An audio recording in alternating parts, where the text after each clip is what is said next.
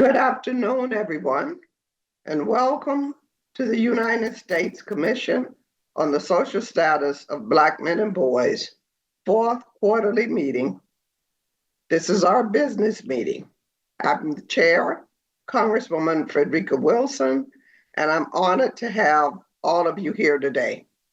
Today's theme is the education of Black men and boys. Before we begin, let's formally start the proceedings. I now call the meeting to order. Let us now take a moment to reflect and to gather our thoughts as we begin today's meeting. We'll have an invocation.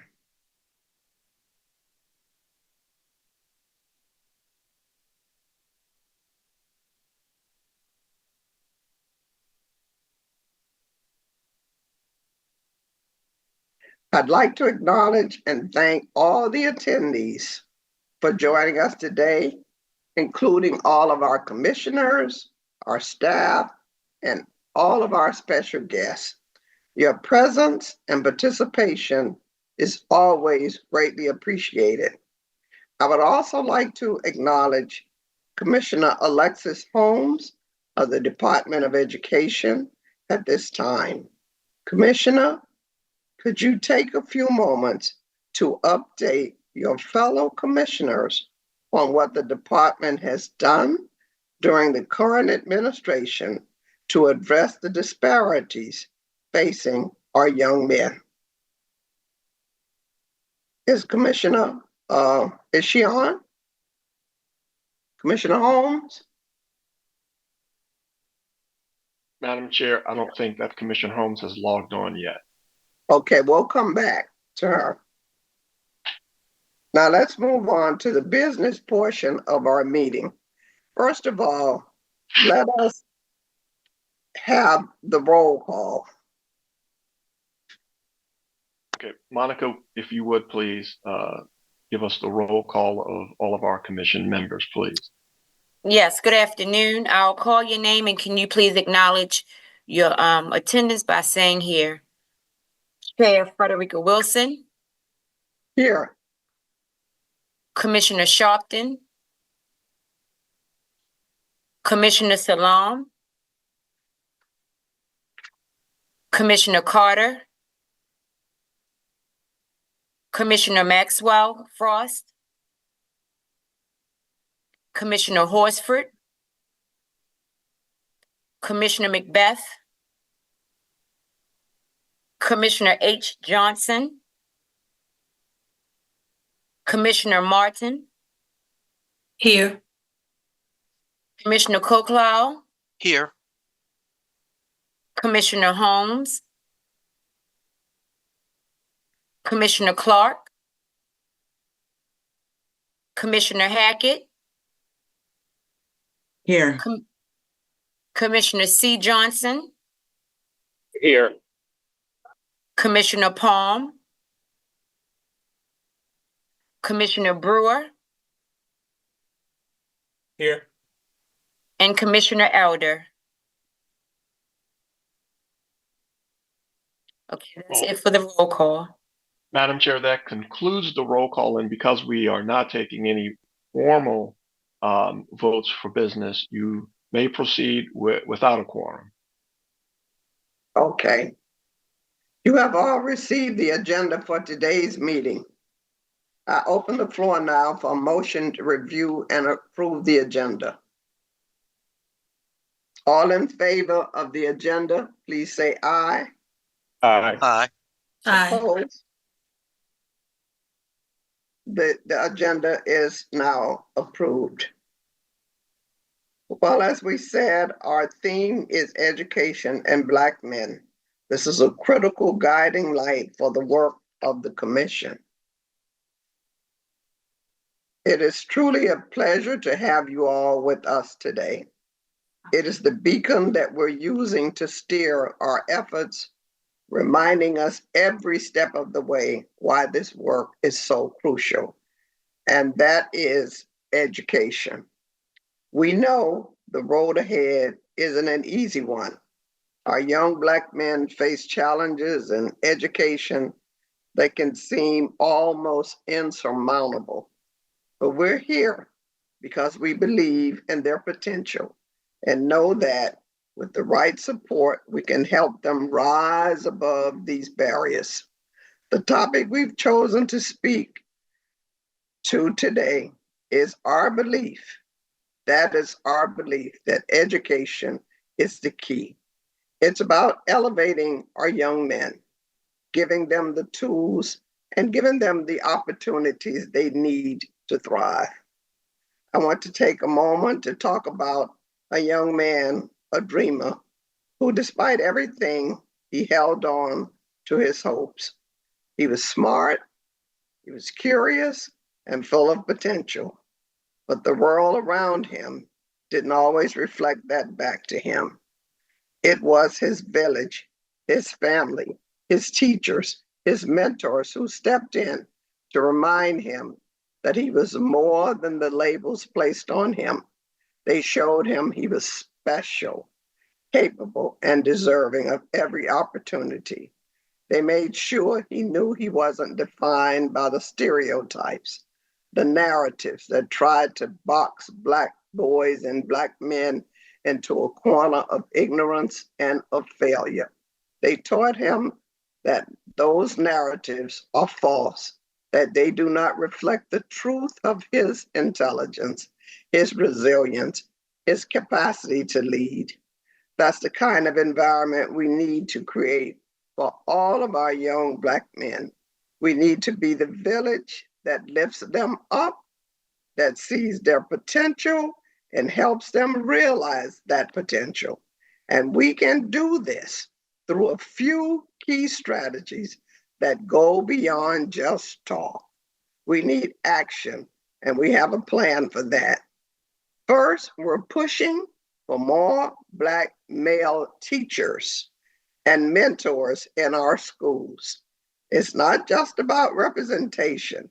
It's about creating a support system that understands their journey, their personal journey, because they had the same journey. And we're looking at programs to recruit and retain Black male educators. Once you hire them, we've got to keep them, hold on to them. We have to provide them with the support and training they need to thrive in the classroom. That includes mentorship programs that connect new teachers with experienced teachers, building a network of support that extends to the students they teach. And of course, we need to raise teacher salaries. We need to raise teacher salaries.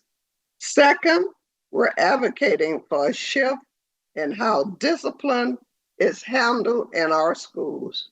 Too often, our young men are met with harsh, punitive measures that push them out of the classroom and into the school to prison pipeline.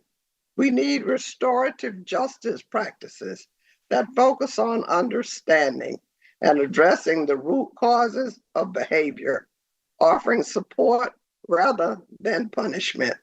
This means training teachers and administrators on these practices, creating a school culture that values growth and learning from mistakes.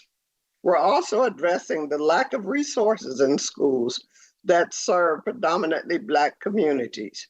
We know that when schools lack funding, it impacts everything from the quality of the curriculum to the availability of advanced placement courses and extracurricular activities. We're advocating for policies that ensure equitable funding for schools so every student has access to a high quality education, no matter where they live or their zip code. These are just a few of the ways we plan to drive change. We're leveraging the research capabilities of the Commission to gather data, to understand where the gaps are, and to develop policies that address these disparities directly. We're working with the Department of Education, local school boards, and community organizations to turn these ideas into real actionable changes. This is about more than just improving test scores or graduation rates, though those are important. It's about changing the narrative around Black male education. It's about making sure our young men know they are seen, they are valued, and they are capable of achieving greatness. It's about dismantling the stereotypes that Black men are anything less than intelligent, capable, and worthy of success. They do not need to be viewed as criminals. So as we move forward today, let's keep our theme at the forefront of our minds. Let it guide us as we work to elevate our young men, to educate them in a way that empowers them to take control of their futures. Thank you all for being here, for your commitment to this mission. Together, we can make the education of young Black men and boys more than just our theme. It can become the legacy we leave for the next generation. Now that I've spoken, I want to hear from you. I want to hear what you consider as the challenges, the opportunities, and the ways forward. So I'm going to open up the discussion to all of the commissioners present.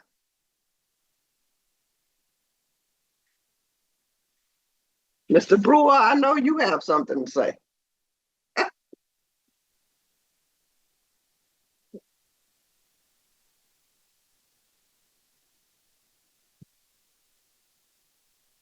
Please I think raise you're your on mute.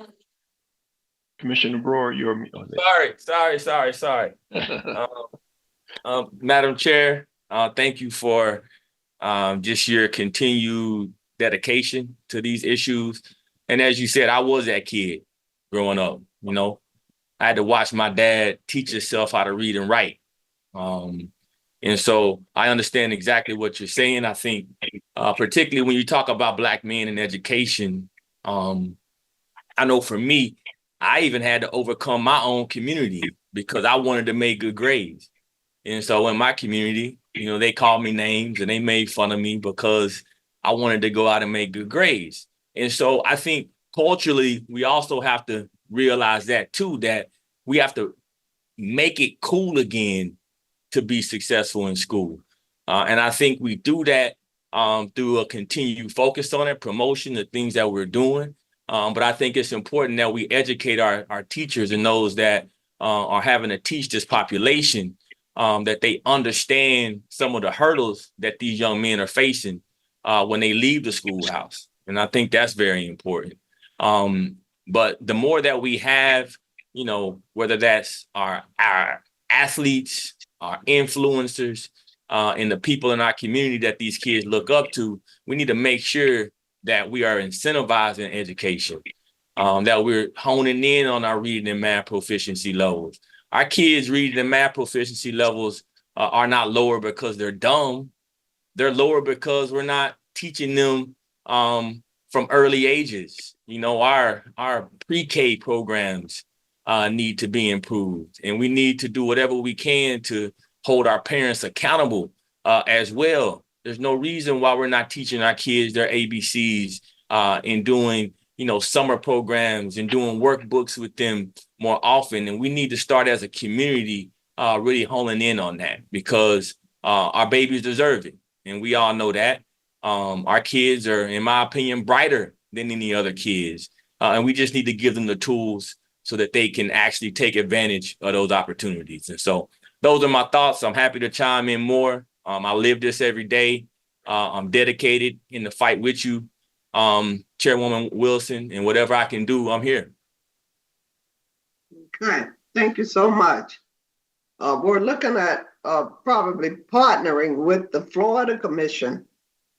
It's the Florida Commission on the Social Florida Council on the social status of Black men and boys and traveling to Florida. Hopefully you can join us. That particular council, this is for the all of the commission. That particular council is very active, and they keep reaching out for us to do something with them. So we're looking at probably Mr. Morales and Mark soon, some way to partner with them to have something in the state of Florida that reflects some of our work. Chairwoman, if I can help in any way, please let me know. I will support that fully, as well as engaging with some of these folks around here, whether it's athletes or whomever, who can actually, also come in and support some of the work that you mentioned. And Madam else? Chair, I'm Mhm. sorry. No, I'll just take this point to alert all of our commissioners that the Florida Commission, in its last annual report, focused on the importance of HBCUs as really the center point of developing Black leadership and these educational opportunities. And so we've posted that on our website. We'll do it again for everyone to take a look at. And this is also, as I'll speak to a little later, spurred our research efforts in looking at the school to prison pipeline, expanding Black male educators, and the HBCUs as the gold mine for those efforts. Okay. For anyone else want to weigh in on our topic of the day? Yes, ma'am. Congresswoman, Chairwoman Wilson, this is Commissioner Hackett. I just wanted to chime in specifically on the workforce. Thinking about, I represent the Department of Labor, and as we think about the educational pipeline for our young Black men, I think it's important as we continue to advance apprenticeships, building skills. One of the things that I believe our young men have a challenge with is connecting the dots with the education and what it means for them in their future.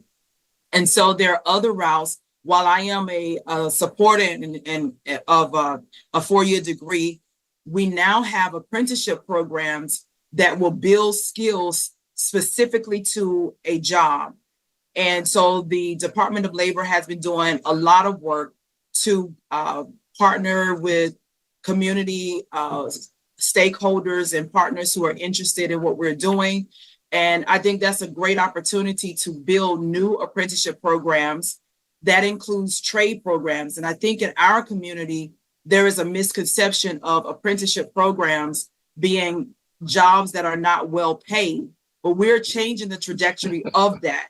And we are doing that with HBCUs, partnering with HBCUs to bring that message up. Because when you think about the money that is being put into grants for employment, there's workforce programs. And if we can teach our communities to build these programs, then we can connect them to apprenticeship. And the apprenticeship programs for our young men will allow them to earn an income as they're learning a skill. And then at the end of that time, they'll have the certificate of that skill and be able to continue with their education or whatever they want to do. And so I think it's important to note that there's a lot that we are doing to advance that. And then also to say that on last Friday, the president signed the Good Jobs Executive Order, which I think is another thing that we can really elevate as communities who are helping our young Black men to have good jobs, good family sustaining jobs, and to build skills along with it. So if there's anything that I can do to help build that bridge and connect you to resources with labor, please let me know as we continue to advance this. Okay, that sounds great. That sounds like that needs to be we need a briefing on that, just that legislation, that Absolutely. you lead us on and help the Congress understand Yes. what the briefing Yes, includes and how they can help the children in their communities and the school districts that they represent to take advantage of all of a lot of bills passed through the House, through the Senate, signed by the president. And we don't really get the true meaning and understanding, and especially for children who look like me, to reap those Yes. benefits. So I'm glad you shared that. And Yes, ma'am. I'm sure that Mr. Mark will be reaching out to you to help us as we move forward with Dr. Woodland to set up a briefing on something just like that with the members of Congress. So thank Yes, you. ma'am. And Anyone my else? pleasure. If I Mhm. could just add one other Commissioner thing Martin? too, I'm sorry, if I can just add one thing, a lot of times when we have these, other community organizations have training programs.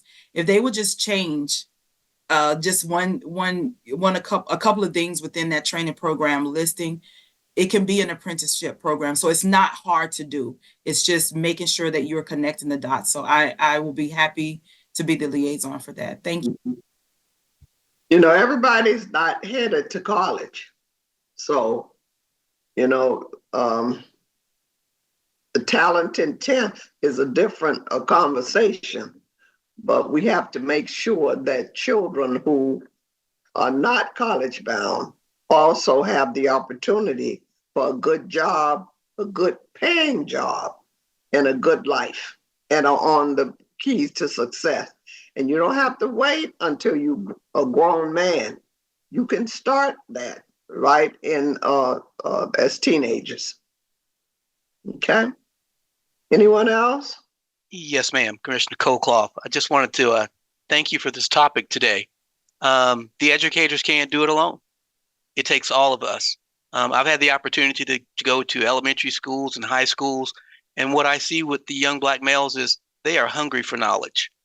We just have to take the opportunity and help feed that into them. So as Commissioner Hackett stated, if we get the opportunity, that's for all of us on this, this call today, to reach out for mentorships, internships, then we need to make sure that we take that opportunity to do so. I am a product of an HBCU, and I'll never forget what Dr. Robinson used to say, that, education is the great equalizer. That's how we get that part of the American dream, and we owe that to our young Black boys and men. So I always urge each of us to get an opportunity, always take the opportunity to have a conversation and communicate with the young Black males, young boys and men. So thank you, ma'am, for giving me the opportunity today. Thank you. Thank you for your input. Anyone else? I would say, just to piggyback on some of the things that Commissioner Hackett said, we also need to take advantage of the federal pathways programs, because those are internships as well. And you don't have to necessarily have a college degree. It's also open to high schoolers. So we can get that information out to our young folks to look into the federal government and try to get these internships while they're in high school or transitioning from high school to college. I think that would be a good thing as well. Yes, that's important. We'll make sure that all of that is communicated at this briefing. How many of you had the opportunity to come to the Commission on the Social Status of Black Men and Boys Brain Trust? I know there were a couple of commissioners there. I can't remember who. Okay, all right. I'd like to take a moment to recap one of the key events from the Congressional Black Caucus annual legislative conference this weekend. We had a crowd before it started, like 30 minutes, an hour before. People were lined up around the room. It was called "Don't Build a Jail for Me: Prevention, Detention," and not detention, prevention, and policing in the Black community. It was a very powerful gathering, and we were honored to have some very influential voices on our panel join us. We had Black America's Attorney General. That's what the moniker we have given him, Attorney Ben Crump. We had actor Omari Hardwick, and who brought a passionate perspective on the importance of mentorship and a support system. We also had, these are all role model men from my 5,000 role models of excellence, Ben Crump, Omari Hardwick, and also Lawrence Tate, who is a famous actor who's on the show Power, who spoke about the impact of media representation and the need for positive role models. And we were also very privileged to have our own Commissioner Christian Clark from the Department of Justice, the Assistant Attorney General, who offered insightful commentary on the importance of justice reform and community-based solutions. We also had our Democratic leader, Hakeem Jeffries, who came and spoke to the audience and spoke to the children. It was very, very impactful. And a special shout out goes to Commissioner Joseph Palm from the Department of Health and Human Services for his attendance during the event. And Dr. Palm, while this was going on, there was a Department of Health. I guess it had something to do with crime in the Black community or gun violence, and it was in Maryland. And the 5,000 Role Models, the program that I started, the Jacksonville group was participating in that. Are you aware of that? Okay, I guess he didn't join us today. And his presence at the conference was a reminder of how health and well-being intersect with our broader goals of improving outcome for our young men. The discussions were enlightening and, most importantly, encouraging. It was clear from the energy in the room that there's a strong desire for change, for moving away from a system that relies on detention and towards one that focuses on prevention, support, and education. The enthusiasm from the audience and the panelists alike made it clear that we're not alone in this fight, and there's a growing movement for more change on how we approach policing and support in our community. The moments like these at the CBC LAC that remind us that why we do our work. The conference brought together policymakers, advocates, and community leaders to focus on the issues that matter most. And the panel was a shining example of the collaboration and dedication needed to drive the change we want to see. So I'm grateful for everyone who made it possible and to all of you who continue to support these vital conversations. I'd like to, any input, any response or observations from the CBC ALC? Something, other forums that you might have attended other than ours? Okay. I also want to acknowledge some other key events we've had this year. The Commission's mental health hearings in Washington, D.C. and New York City, our Congressional Special Order Hour on Black Men and Boys, where several members of Congress spoke to the American people about the plight facing Black men and boys. I would also like to thank Commissioner Carter for joining me for an important discussion about Father's Day and our commission. Over the next several weeks, this discussion will be playing over the Black Man Can social media pages, which has over 1 million followers. I've seen it. Please be on the lookout for this. Now we'll move on to the director's report. Well, thank you, Madam. Yes, ma'am. Thank you, Madam Chair. I'm sorry, does someone have a comment? So the director's report, as usual, is included in the package for all of the commissioners, and I won't hit every point, but just a few of the points. As the chairwoman has said, we've been following her lead on focusing on education equity and opportunity, and our research focus has been on intervening in the school to prison pipeline. And with that, in May, we had our first conversation with Commissioner Calvin Johnson, who imagined a briefing, a forum to be held at Bowie State University in Maryland, in my home community, to talk about creating opportunities, but really to try to create a national focus and momentum for drafting and drawing more talented young Black men into the field of K through 12 education. And with that, we have imagined what we're calling Empower Ed, answering the call for Black male educators, tentatively to be held at Bowie State University on October the 10th. That will be live streamed to all the HBCUs and any other interested persons. And we'll have some panelists and students talking about creating opportunities and really the importance that the research so definitely tells us about having more Black men in the classroom as mentors, leaders, and educators. So we'll be keeping all of the commission advised as we make progress in the planning.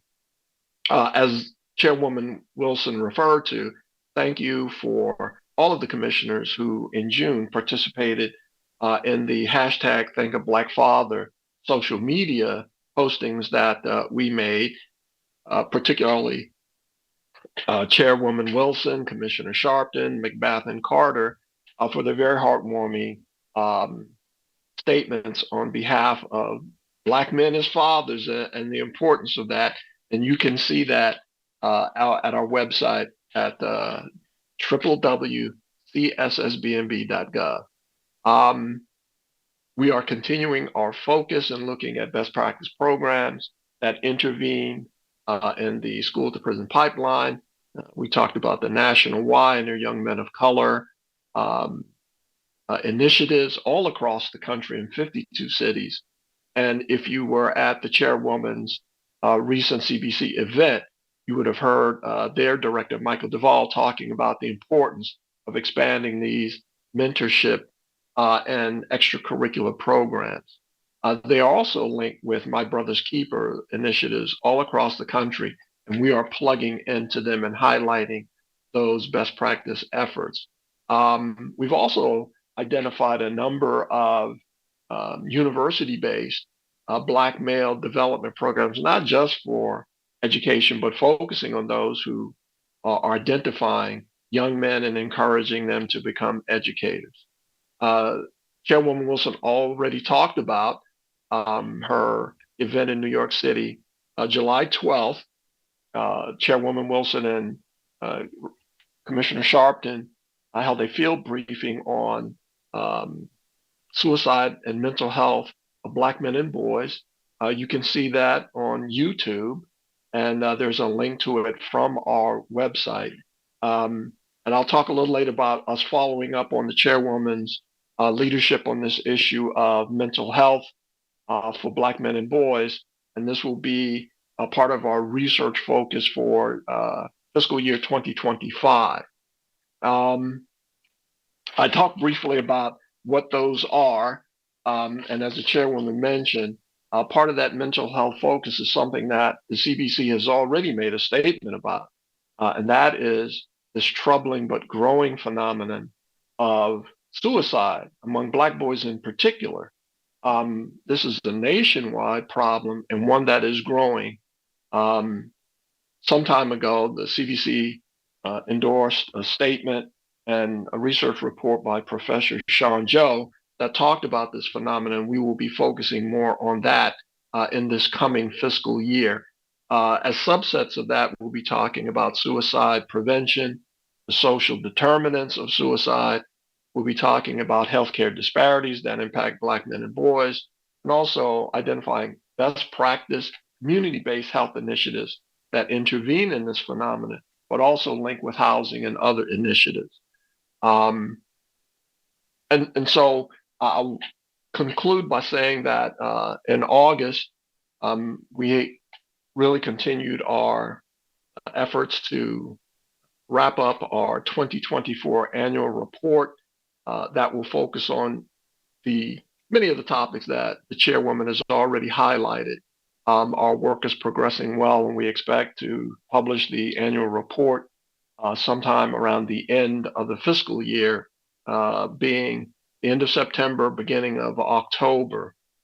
We also, as I said, are beginning our planning efforts for our research efforts for 2025 into 2026. And that will include and highlight a dedicated school to prison pipeline research report that we will publish towards the end of this year, the beginning of the first quarter of 2025. And that will be particularly focused down to the state and local level, identifying disparate policies and suspensions and expulsions, issues with school resource officers, and making specific recommendations, as the chair previously mentioned, on restorative justice programs and avoiding these punitive policies that lead to direct referrals of children and indirect referrals to the criminal justice system. And then thank you, Commissioner Hackett, for mentioning what would be my father's favorite topic, and that would be vocational technical training and education. That was his specialty, and we will be focusing on that. And I'll just say by example, if you're an ASC certified mechanic in your second year, you can make six figures. There are a lot of college graduates walking around or making that kind of money. If you're a journeyman HVAC technician, you can make six figures and be your own boss. So what you said is so on point, and we want to highlight skills and trades development as well. And thank you. And I would ask you and encourage you to educate us, share your information with us, and best practices for, as you said, developing apprenticeship programs that can be replicated and the funding that we can identify for them. And with that, Madam Chair, that is my director's report. Thank you, Mr. Director. At this time, I'd like to open the floor for any comments or questions that you might have. Feel free to share your thoughts, any feedback and suggestions. If you don't want to do it now, you can do so as we move on. You can always call our office or call the commission, and we'll be so happy to entertain whatever it is, any kind of suggestions you might have. As we come to the end of the meeting, I'd like to provide a summary and outline the next steps. Today, we have discussed many important topics and set the stage for our work in 2025. We will continue to strive towards empowering Black male education for a brighter future. In the coming weeks, we will also be circulating a strategic plan to achieve the broad goals we presented today. The strategic plan will be included in the discussion for our next meeting. So please be on the lookout for that email. If there's no further business, questions, or concerns before us today, I move that this meeting is now adjourned. Thank you so much, and do have a great day. Thank you, Madam Chair. Thank you. Thank you. Great And day. with that, our business is concluded, and thanks to everyone for attending. We really appreciate it, and please feel free to engage the commission. As the chair has said, you can reach out to me or Monica Cooper, and we'd love to have your suggestions for research and direction in terms of policy. And Commissioner Hackett, looking forward to getting back with you and stealing all that good information you have about apprenticeship and vocational technical training and education. And with that, we will conclude the meeting. Thank you very much. Bye. Bye now.